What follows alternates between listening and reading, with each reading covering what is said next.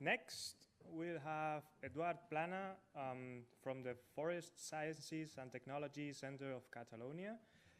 This center is a research and development institution on forestry, and they contribute to the modernization and competitiveness of the forest sector, the rural development, and to the sustainable management and conservation of forest resources and environment.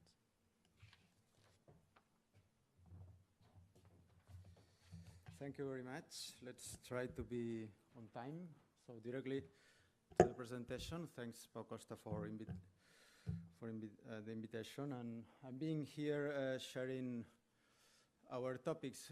In fact, we are working on wildfire risk management, etc., for more than 15 years. So it's very difficult to summarize our achievements or just our topics of research, etc.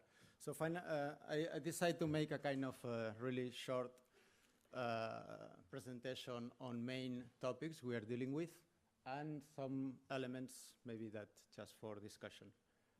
Of course, one of the first opportunity to work on wildfire was just assessing the wildfire impacts that we had in 1998 in our region, more than 27,000 hectares in 3 days.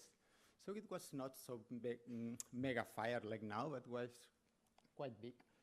In any case, I think that, and here I see a lot of people that has been working on fires for a long time, but this in that stage was fires basically at social point of view, burning forest. But just so throughout this assessment on the impacts, we understand much better the societal dimension of fires. And we could see in the first presentation how this fire risk is changing on time, and more fires are not only burning forests, are also killing people and also burning houses.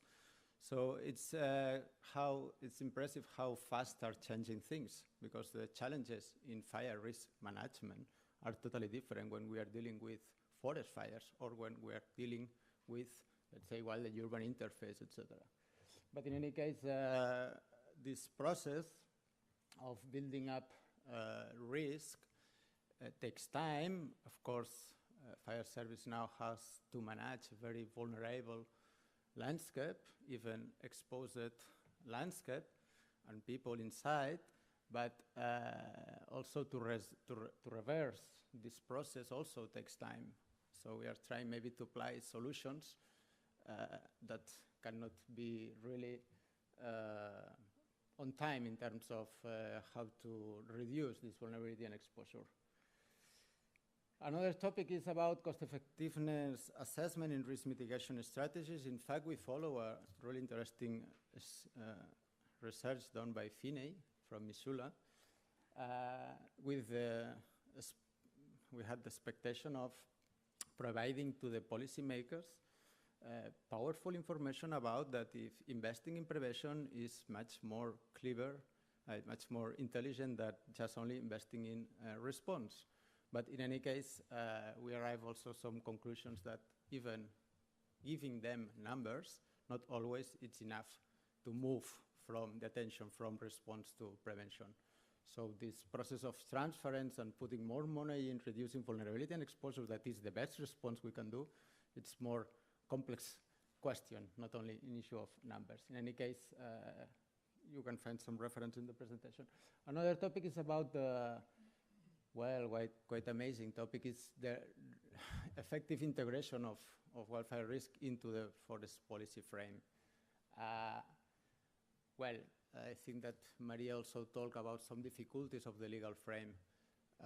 There are big challenges. Sometimes I like to say that the solutions and the conclusions from research are always arriving late to the policy frame. There are some solutions that are being implemented now in the policy frame, but maybe were started 15 years ago. So, and this is also something that we should assume in terms of operational management of risk.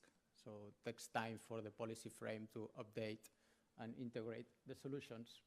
Well, we have done some works in our general policy plan, forest policy plan of Catalonia, and some nice achievements. Also, Marta talked about in the beginning about the methodology of strategic points.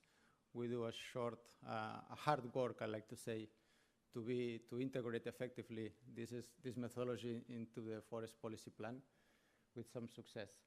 And there is maybe one of the last research topics that we are starting, also with Marta Serra from my team that is there, about the integration of wildfire risk into the spatial and urban planning. And maybe it's one of the lacks, of the gaps that we were commenting about the presentations till now. So it's obvious that we have to work in understanding and connecting the land planners, let's say, requirements, and which is also defining new opportunities. But this, again, makes necessary to integrate new actors on the risk management and also with PEPA. And there is a very amazing work done with architects, and I mean, more land planners should be inside the debate and the discussions. We have another topic about risk perception and communication.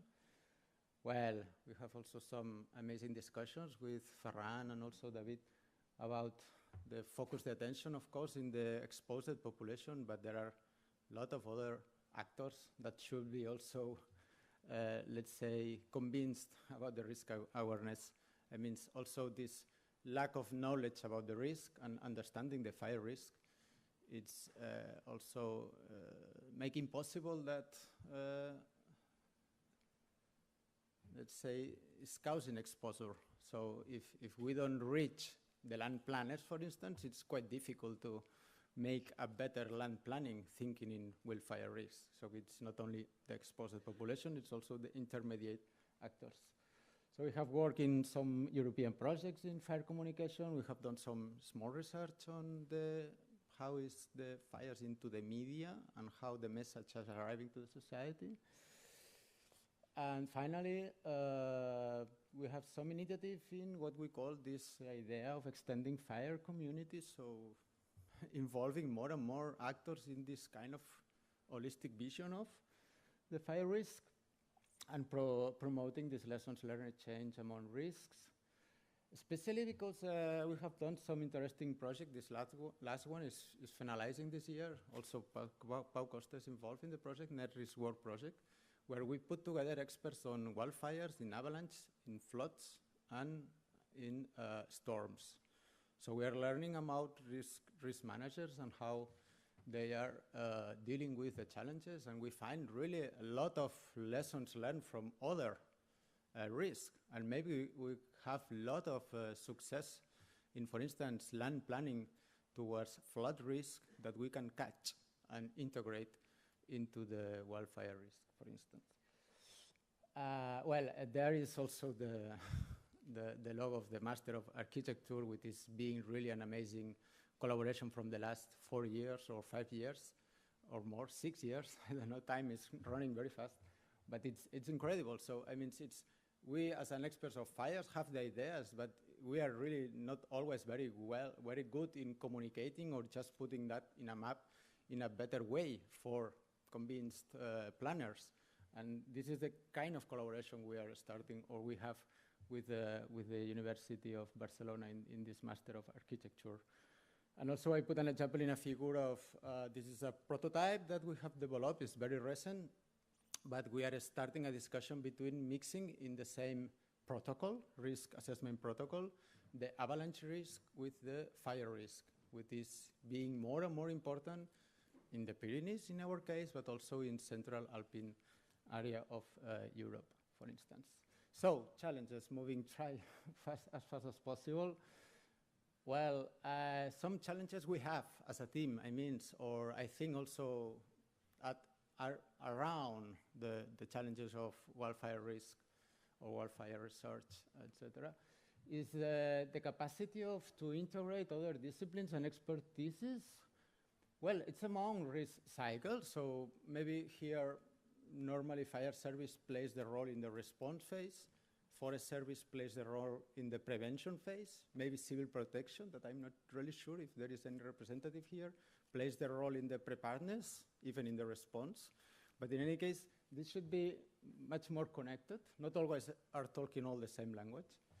Also from the disaster risk reduction strategy, so it's obvious, someone said before that also the research has to play the role of communicating to society the needs, etc., but not always the researchers are the best communicators. So don't worry, if you are doing models, try to integrate in your team, or try to make, for instance, we made some nice collaboration with Greenpeace or WWF in Spain, spreading the message of wildfire risk. And this is much more effective than try us as a research center spread around fire. So Greenpeace is arriving to every house and it's very, so try to make this kind of, if you are good in communication, welcome to the team, and try to find the good people in planning, and try to find the good people in legal frame, and don't try to do everything, because obviously this is not working. And of course, in terms of components, so maybe fire services and has to be very good in response, but has to involve, as they are doing here in Catalonia, people responsible in reducing exposure and vulnerability that is more in the field of land planning. So there are other, let's say, administrative departments that are into the issue and not always in the so clearly. Well, this is typically for people. I mean, I'm engineer, but I'm a strange engineer because I love more this kind of soft or social science. But in any case, normally there is a different appraisal about the achievement of the soft and social science instead of hard and technological. It seems that technology and numbers, it's always better than, or it's easier to convince, let's say. But this is one of the challenges we have. Again, dealing with complexity and uncertainty is a good example of our lack of communication skills. So we cannot say, in front of this changing context of risk, it's plenty of uncertainty. We don't know what is going to happen. It's not the way to engage policy makers, of course. So at least, for sure, we as a research community and operational practitioners, etc., can agree some things that are clear for all, and that are certain. So it's easier to engage policymakers from certain things, not just offering them uncertainty and etc., even the complexity. Again, this is a quite interesting thing because we arrived to the conclusion that the only way to be effective dealing with wildfire risk is from a cross-sectoral approach, but sometimes what we find in terms of practitioners is a traditional segmented forestry, fires, planning services. And the cooperation at human level, it's very easy normally. So technically and human, here in Catalonia, we meet each other. So it's easy to have a meeting and a work, let's say a work meeting at technical level. But the issue sometimes is when they arrive at political level, and between services, not always the collaboration is so easy. So this is, again, another challenge we have. Well, and this is, I think it's common. I don't know if it's the same in other countries, but at least in Catalonia and also in Spain or probably in several countries, there's a lot of amount of information, very interesting information, but sometimes it's finally it's isolated, it's not really capitalized and that. And so just 3-4 opportunities and needs of collaboration is, don't lose in the idea of the specificity is totally necessary, but it's important don't losing, let's say, the holistic approach. And well, at least with our experience, we can say that maybe we have a quite global picture of the problem in terms of social issues, in terms of ecological, in terms of technical, etc.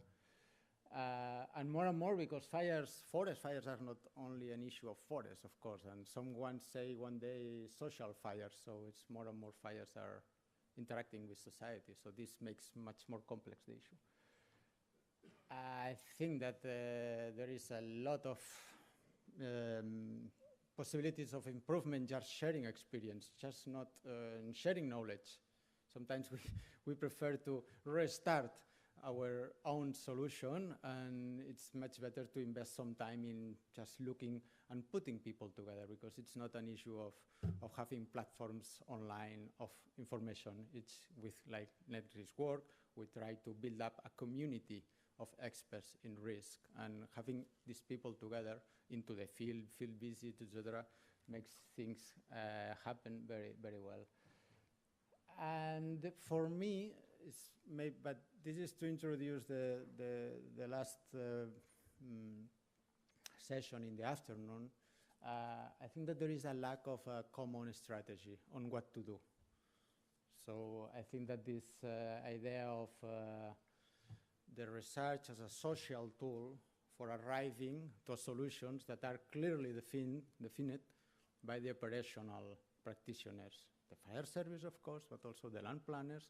And sometimes there is not a clear link between what the operational actors or practitioners need and what is really research doing. Well, that's all. Thank you for your attention.